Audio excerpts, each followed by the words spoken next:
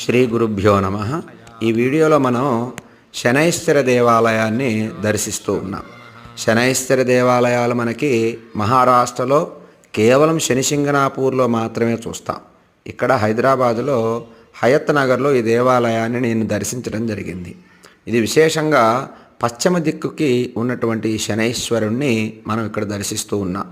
నీలాంజన సమాభాసం రవిపుత్రం యమాగ్రజం ఛాయామార్తాండ సంభూతం తం నమామి శనైశ్చరం అని మనకి శాస్త్ర ప్రమాణంగా శ్లోకం చెప్తుంది.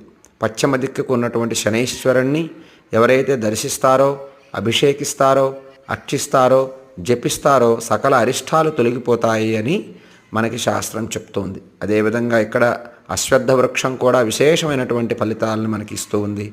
నాగదేవతలు ఇక్కడ అనుగ్రహించడానికి సిద్ధంగా ఉన్నటువంటి ఆలయం ఇది.